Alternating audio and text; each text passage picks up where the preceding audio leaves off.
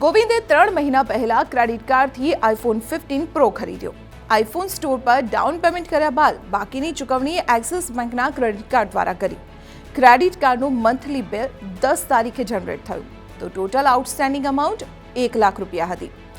Minimum payment due 5%ના હિસાબે 5000 રૂપિયા આવ્યું, જે તેણે સમય પહેલા પે કરી દીધું। ગોવિંદનું આગળનું બિલ જનરેટ થયું તો તેમાં બાકીના 95000 રૂપિયાના બેલેન્સ પર 3.6%ના હિસાબે માસિક વ્યાજ ઉમેરાઈ ગયું, એટલે કે વ્યાજના 3420 રૂપિયા ઉમેરાઈ ગયા।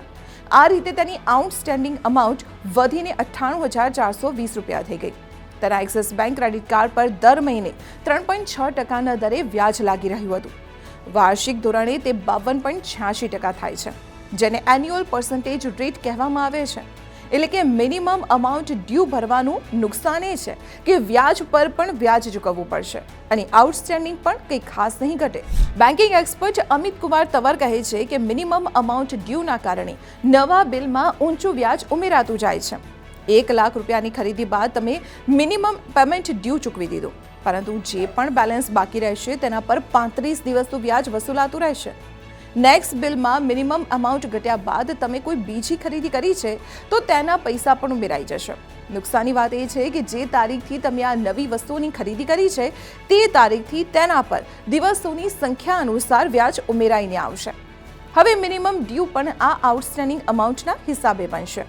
તેથી આ પ્રકારના ક્રેડિટ કાર્ડનું બિલ ભરવું ગોવિંદ માટે યોગ્ય નથી, તેના ફાઇનાન્શિયલ હેલ્થ માટે પણ સારું નથી।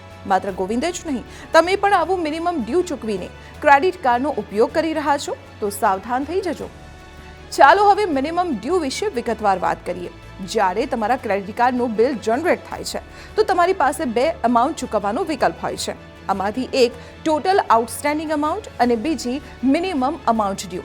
મિનિમમ ડ્યુ પૂરા બિલની ટોટલ આઉટસ્ટેન્ડિંગ અમાઉન્ટ એટલે કે કુલ બાકી રકમના 5% હોય છે। જ્યારે લોકો પાસે પૈસા નથી હોતા ત્યારે તેઓ મિનિમમ અમાઉન્ટ ડ્યુ ચૂકવે છે।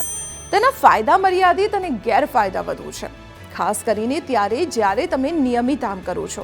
જેવું કે તમે ગોવિંદના કિસ્સામાં જોયું કે કેવી રીતે ક્રેડિટ કાર્ડનું બિલ સતત વધતું જાય છે। મિનિમમ ડ્યુ અમાઉન્ટ ચૂકવવાના ફાયદાની વાત કરીએ તો સૌથી મોટો ફાયદો એ છે કે તમે તમારી ક્રેડિટ એક્ટિવ રાખી શકો છો। તેનો અર્થ એ કે તમે બાકીની ક્રેડિટ લિમિટ માટે કાર્ડનો ઉપયોગ કરવાનું ચાલુ રાખી શકો છો। બીજો ફાયદો એ છે કે બેંક તમારા પેમેન્ટને ડિફોલ્ટ જાહેર નહીં કરે। આનાથી તમારો ક્રેડિટ સ્કોર સુરક્ષિત રહે છે। એક બીજો ફાયદો એ છે કે તમે લેટ પેમેન્ટ ફીથી પણ બચી શકો છો। ગેરફાયદાની વાત કરીએ તો ઊંચું વ્યાજ ચૂકવવું પડે છે।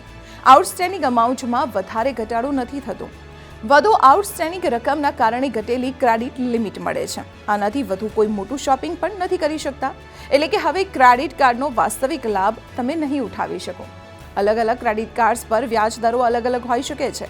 મોટા ભાગના મોટા કાર્ડ્સ પર માસિક વ્યાજ દર 3.4%થી 3.8%ની વચ્ચે હોય છે, જ્યારે વાર્ષિક 42%થી 52 કે 53%ની વચ્ચે હોય છે। ઉદાહરણ તરીકે એક્સિસ બેંક એસી ક્રેડિટ કાર્ડ પર માસિક વ્યાજ દર 3.6% હશે અને વાર્ષિક ધોરણે તે 52.86% છે, જ્યારે એચડીએફસી મિલેનિયા ક્રેડિટ કાર્ડમાં માસિક વ્યાજ દર 3.6% અને વાર્ષિક વ્યાજ દર 43.2% છે। તેથી મિનિમમ અમાઉન્ટ ડ્યુના સમયે આ વ્યાજ દરને ધ્યાનમાં રાખો, જેનાથી તમને તમારા ક્રેડિટ કાર્ડનો વધુ સારી રીતે ઉપયોગ કરવામાં મદદ મળશે।